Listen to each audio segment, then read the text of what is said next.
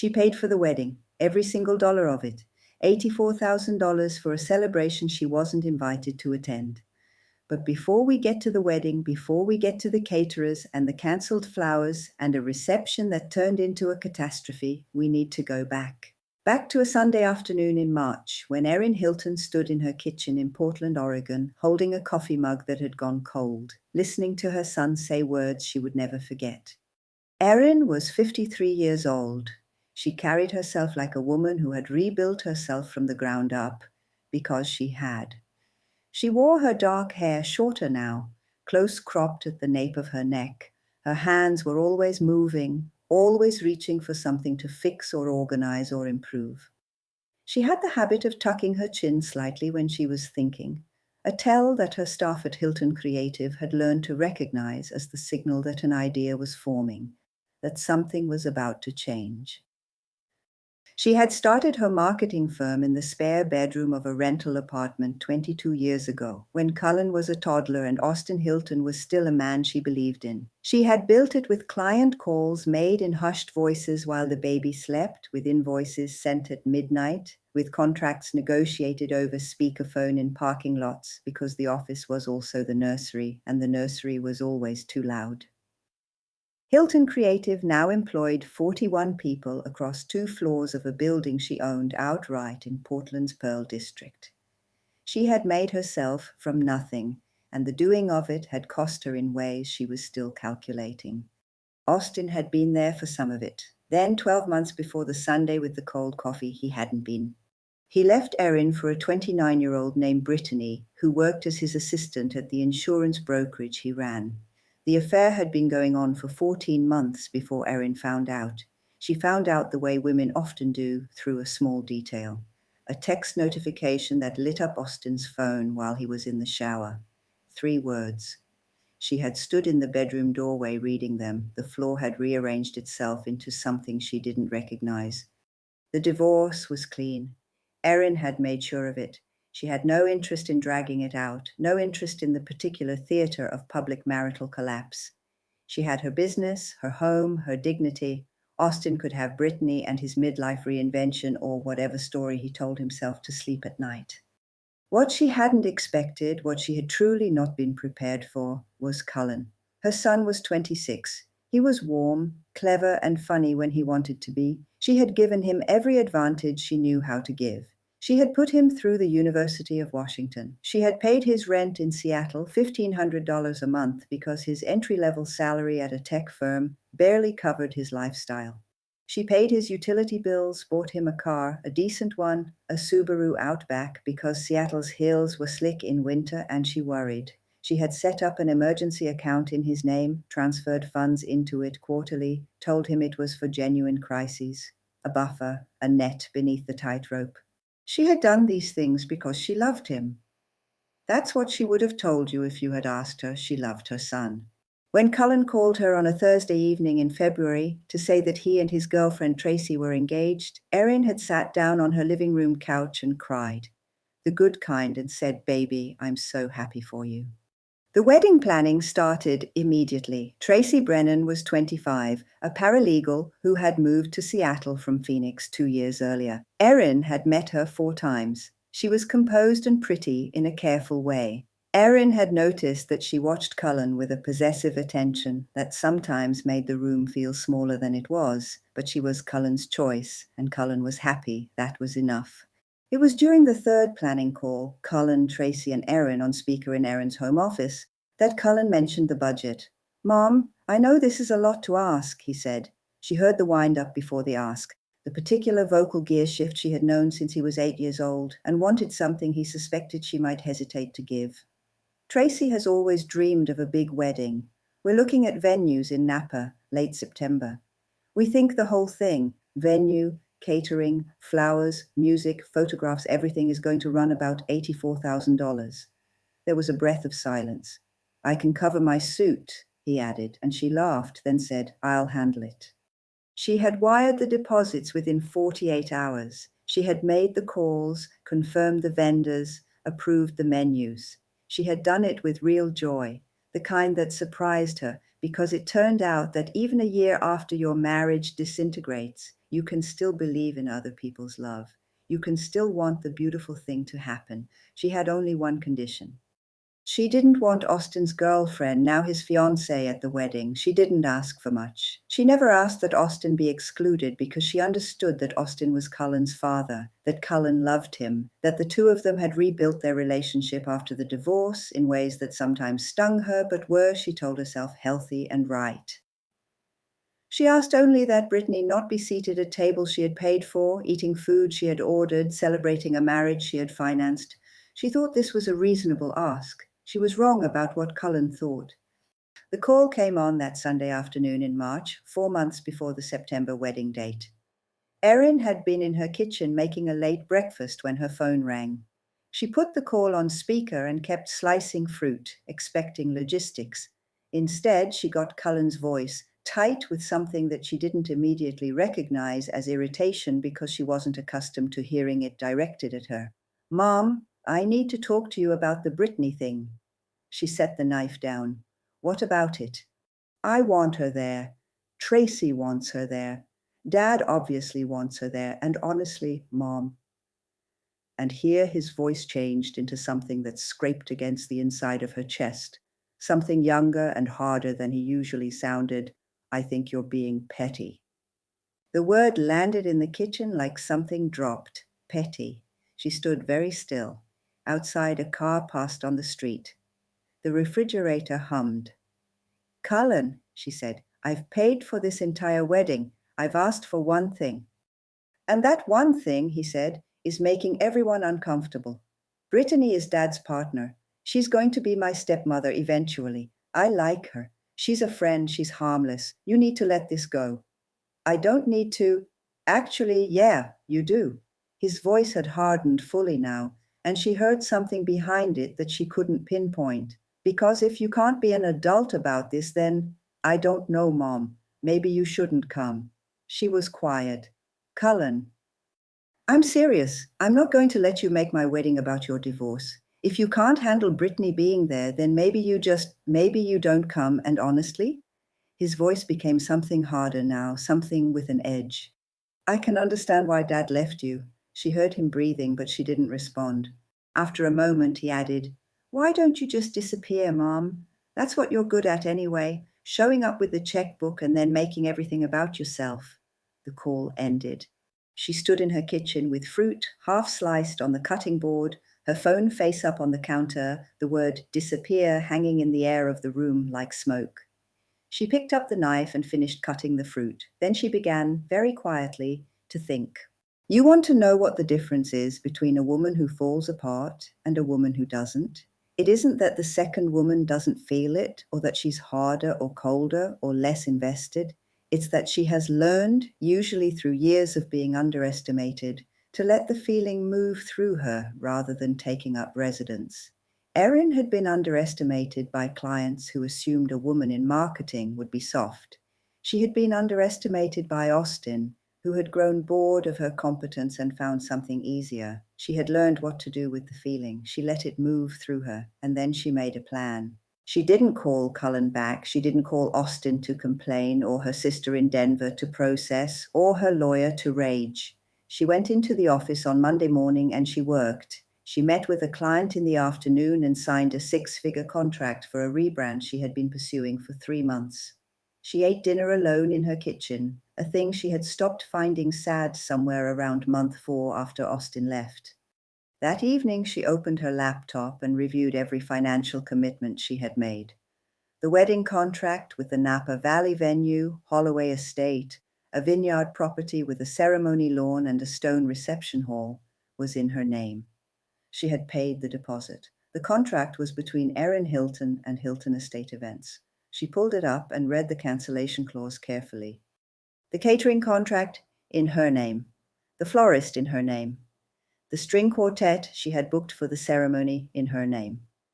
The photographer, a Portland-based studio she had used for a corporate event and trusted, was booked under her credit card. She sat back in her chair and looked at the ceiling of her home office for a long moment. Then she picked up her phone and called her accountant. "Judith," she said, "I need to review some automatic payments." She waited 3 months. She didn't do it immediately because she's not a reactive person. She's a strategic one. She waited to see if Cullen would call back, if the words would recede into embarrassment and be followed by an apology, if the boy she had raised would surface from whatever he had become in that phone call and find his way back to her. He didn't call. He sent a single text 6 days after the Sunday call. The RSVP deadline is June 1st. Let me know if you're coming. There was no apology. She kept paying. The automatic payments on his rent continued. The utility bills continued. The car payment continued. The emergency account continued to receive its quarterly deposit.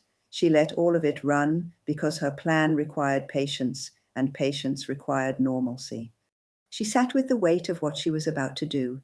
She's not a vindictive woman. She doesn't enjoy causing pain. She'd spent the better part of 3 months hoping she was wrong about what Cullen had revealed in that phone call, hoping it was a blip, a bad day, a deviation. She had genuinely grieved the possibility that it wasn't, but by June she had accepted it. Disappear, he had said. All right then. The wedding was on a Saturday, September 20th. The ceremony was scheduled for 4 in the afternoon at Hilton Estate, with the reception to follow in the stone hall beginning at 6:30. Erin didn't drive to Napa wearing the dress she had bought for the occasion, a deep green silk that she had genuinely loved when she saw it on the hanger. Instead, she made phone calls. She made them from her kitchen table, with her second cup of coffee still steaming beside her, looking out at the garden she had spent 2 years building in the backyard of her Portland home. The dahlias were blooming. She had always been better with growing things than Austin gave her credit for. She called Hilton Estate Events first. She spoke with the coordinator, a woman named Melissa, who had always been professional and kind, and she said, "Melissa, I need to cancel the booking for the Hilton Brennan wedding. I have the cancellation clause in front of me. I understand there is a forfeiture of the deposit. I'd like to proceed." Melissa paused. "Mrs. Hilton, the event is today." "I'm aware. I'd like to proceed." There was a longer pause. "Are you certain? The guests?" "I'm certain. Can you confirm the cancellation in writing to this email address?" She gave her email. She called the caterers next, then the florist, the photographer, and the string quartet. Each call was brief, professional, and final. She had reviewed every contract. She understood what she was forfeiting. She had done the calculation and decided the cost was worth it. By 11 o'clock in the morning, there would be no reception. There would be no catered dinner for 200 guests, no floral arrangements filling the stone hall, no quartet playing Pachelbel's canon as Tracy walked across the ceremony lawn, no photographer capturing the moment Cullen turned to watch his bride arrive. There would only be a venue that had received a cancellation notice, a catering company that had been stood down, and flowers sitting in a warehouse with no one to deliver them. Erin poured her coffee out. It had gone cold while she made the calls and made herself a fresh cup. Then she went out to the garden and deadheaded her dahlias, because that's what you do in September, and she had always found gardening clarifying. The first call came at 1:47 in the afternoon. She looked at the screen. Cullen, she let it ring. The second call came at 1:52, then a text. "Mom, what's happening? The venue says there's been a cancellation. Is this a mistake? Call me." Then another call, then Tracy's number. She had it saved from the planning phase. She let that ring too. Then Austin. "Erin, what the hell is going on? There's no caterer. The venue says it was cancelled. This is insane." She sat in a chair in her garden and watched the afternoon light move across the dahlias and let every single call go to voicemail. By 3 o'clock, she could picture it exactly. The guests arriving to find staff in quiet, apologetic crisis. The coordinator explaining that the event had been cancelled by the booking party. Cullen on his phone, flushed and frantic in his suit. Tracy, somewhere nearby in her dress, holding herself together through will and fury. Austin running on anger. At 3:14, Cullen left a voicemail. She listened to it later. His voice was shaking. "Mom, I don't understand what you've done. There are 200 people here and there's no food and the venue is they're asking us to leave. Mom, please call me back. Please, please." She listened to it once, then she went inside and made dinner. Erin wasn't finished. The day after the wedding, she transferred no rent payment to Cullen's landlord. The automatic payment, which had gone out on the 1st of every month for 3 years, didn't go out. The utility auto-pay didn't go out. The car payment routed through her account per the financing arrangement she had set up didn't go out. She also, very quietly, opened a conversation with her attorney because in the weeks before the wedding, she had received information that changed the calculation considerably. A friend who worked in Seattle's legal community, she will not name him and we won't press, had mentioned something in passing over dinner in August. Something about Tracy Brennan's professional history, a case at the firm where Tracy worked, a matter involving documents that had been altered. There were no charges, nothing was ever proven, but a pattern that her friend, who had a long memory for professional gossip, had found worth mentioning. Erin had listened and nodded. She had asked 3 clarifying questions, then she hired a private investigator. What the investigator found over 6 weeks of careful documented work was that Tracy Brennan had a pattern. It wasn't a pattern of dramatic fraud, nothing that would make the evening news. It was a subtler pattern. Accounts that she had managed to gain access to through relationships. A former boyfriend in Phoenix whose checking account had been systematically drained over 14 months. A shared credit card with a roommate that had been maxed on Tracy's behalf while the roommate was traveling. Small enough to be ambiguous, large enough to be a pattern. Erin didn't confront Tracy with this. She took it to her attorney. 2 weeks after the wedding, when Cullen had realized that the financial infrastructure of his daily life had quietly and completely stopped, when the landlord had contacted him about overdue rent, when the car financing company had sent a past due notice and the electricity in his apartment had been cut, Erin's attorney sent a letter to Tracy. The letter was carefully worded. It outlined what the investigator had found. It outlined that Erin was prepared to share this documentation with the relevant legal and licensing authorities, including the Washington State Bar's Ethics Division, where Tracy was in the process of applying for paralegal certification, unless Tracy was willing to speak with an attorney of Erin's choosing. Tracy, to her credit, didn't panic immediately. She hired her own attorney. She countered. The back and forth began. What Tracy didn't know, what Cullen didn't know, was that the investigator had continued working, because Erin had a feeling, the kind you develop over 20 plus years of running a business, the feeling that you haven't seen the whole picture yet. The investigator found the rest of it 6 days after the letter was sent. Tracy, in the 3 months between the engagement and the wedding, had taken out a credit card in Cullen's name. She didn't do it illegally. She'd done it through a joint application that Cullen had signed without, apparently, fully reading. She had run $23,000 on it in 8 months, electronics, travel bookings, 2 wire transfers to an account in her name in Arizona. Cullen was unaware of the balance. He would have found out. The investigator said that Tracy was planning a quiet exit at some point in the near future, the kind where you leave a relationship just before the bills arrive.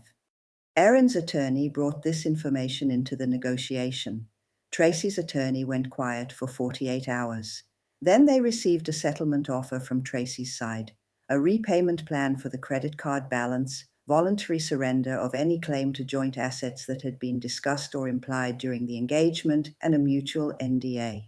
Erin's attorney declined the NDA. They counteroffered full repayment of the credit card balance within 90 days, a signed statement confirming the manner in which the card had been used, and a formal letter from Tracy's attorney to the Washington State Bar Ethics Division voluntarily withdrawing Tracy's certification application. The legal back and forth lasted 3 months. Erin won. Every dollar of the $23,000 was repaid. Tracy Brennan's paralegal certification application was withdrawn. The signed statement went into a file that Erin's attorney kept, sealed but ready. Tracy Brennan left Seattle in January. Cullen came home to an empty apartment and a credit card bill, and the specific, crushing understanding that the person he had married had not been who he thought she was. By then, Erin's house was on the market. She had decided this because the house had been hers and Austin's, and she had stayed in it out of stubbornness. It sold in 3 weeks. She packed what she wanted, put the rest in storage, and let it go.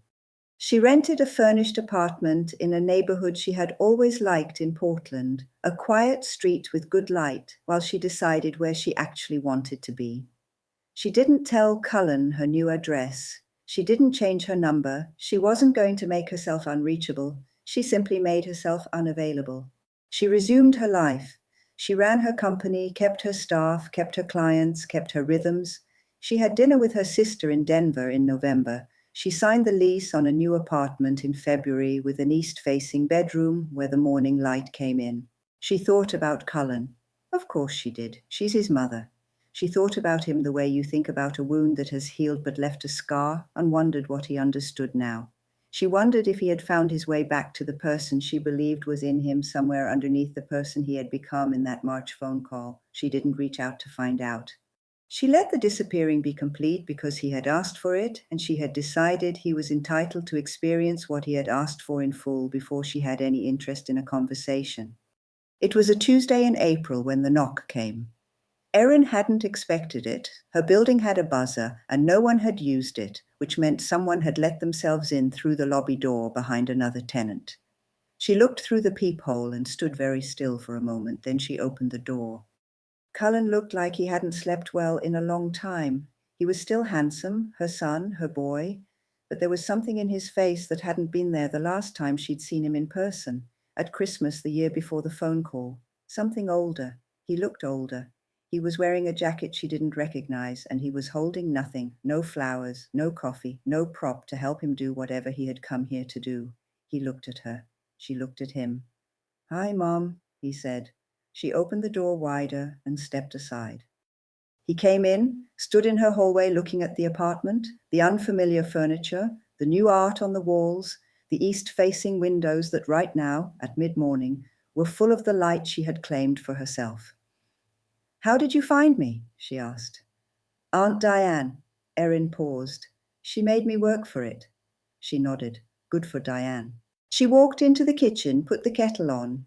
She didn't ask him to sit. He could figure that out himself, and after a moment she heard him pull a chair out at the kitchen table. She stood at the counter while the kettle heated and looked at the dahlias she had in a vase on the windowsill, dug from her old garden and replanted in pots that she had brought with her, because she was sentimental about flowers in ways she was not sentimental about much else. "I know I have no right to be here," Cullen said from the table. She said nothing. "I know I said things that I can't." He stopped and started again. "What I said to you on that call, I've thought about it every day since." He stopped again. "There's no version of it that was okay. I know that."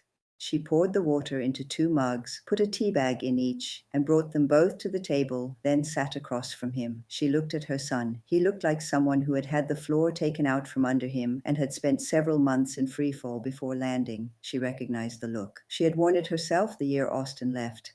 "Tracy's gone," he said. "I know." He looked at her. "You know?" "I have an attorney, Cullen. I've been updated." He was quiet for a moment, processing what this meant, what it implied about how much she had known and when. "Did you know about her?" he asked. "Before the wedding?" "I had suspicions before the wedding," she said. "I had evidence after." He nodded slowly. Then, "The credit card is paid in full. You'll need to close the account and monitor your credit for the next 2 years." She said this the way she said most things, directly, with information attached. He stared at the table, then he looked up at her. His eyes were wet in a way that she hadn't seen since he was a teenager, when he failed his driving test and been convinced, for about 40 minutes, that his life was over. "I'm sorry, Mom," he said. She wrapped both hands around her mug. Erin is a woman who has learned to take her time. She doesn't rush. She let the words sit in the air of the kitchen, and she thought about March, about the Sunday and the cold coffee. She thought of the word petty and the word disappear, and she thought about Napa in September, the stone reception hall and the flowers sitting in a warehouse with no one to deliver them. She thought about the morning she sat in her garden and let every call go to voicemail, and she thought about the east-facing bedroom and the light. "I know you are," she said. "I don't." He was working to hold himself together.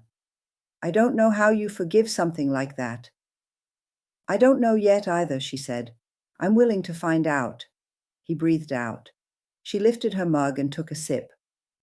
"You're going to need to close that joint account," she said. "And I want you to talk to a financial advisor, a real one, not a friend's recommendation. I'll give you a name. You need to understand what happened to your credit." He nodded. "And Cullen." She set the mug down. "What I gave you, the money over the years, I gave it because I wanted to. Not as a leash. I want you to understand that. I know, Mom. Do you? Because what you said to me. She paused. What you said suggested that you didn't, that it was some kind of performance I was putting on. Showing up with the checkbook, you said. He flinched. That was the part, she said quietly, that I couldn't let go. Not the wedding, not Brittany, that part, because I gave you everything I had and it still somehow meant nothing. The kitchen was very quiet. It meant everything, he said. It always meant everything. I don't have a good explanation. I was trying to manage everyone, and I turned it on you because I knew you could take it. I thought you could take it. He shook his head. That's not an excuse. No, she agreed. It isn't. She stood up, picked up both mugs, and carried them to the sink. She ran the water for a moment. When she turned back around, he was looking at her with the expression she remembered from when he was very young, before he had learned to manage his face. Can I come back? He asked. Is there a way back? She looked at her son who had hurt her deeply and genuinely, her son who was sitting at her kitchen table with wet eyes, no props and no excuses, her son whom she had raised from nothing, who had cost her more than he knew and less than she'd feared. There's a way back, she said. It's going to be slow. He nodded. And the first step, she said, is that you owe me a conversation about who you want to be. Not who you were with Tracy or who you were on that phone call, who you actually want to be. Okay, he said. She came back to the table and sat down. She didn't refill the mugs. She simply looked at her son across the kitchen table in the east-facing light, and she thought, this is the beginning of the slow way back. She was right. If you are sitting with this story and something in it has touched something in you, I want to say something. The people who love us most are not infinitely absorbing. They aren't bottomless wells that can receive any treatment and keep giving. They are people with limits, and sometimes when pushed past these limits, they show us who they have always been, stronger than we knew, quieter than we expected, and far more willing to let go than we ever imagined. Erin didn't plot revenge for the pleasure of it. She simply stopped subsidizing behavior that had cost her everything and returned nothing but contempt, and in doing so, she protected her son from a woman who would have taken everything he had. Pay attention to who shows up for you. Pay attention to who sees you and when someone tells you to disappear. Consider carefully the possibility that you can. If this story moved you or made you think, hit subscribe and become part of the Story Junkie community. We tell the stories that stay with you. Take care of you and God bless.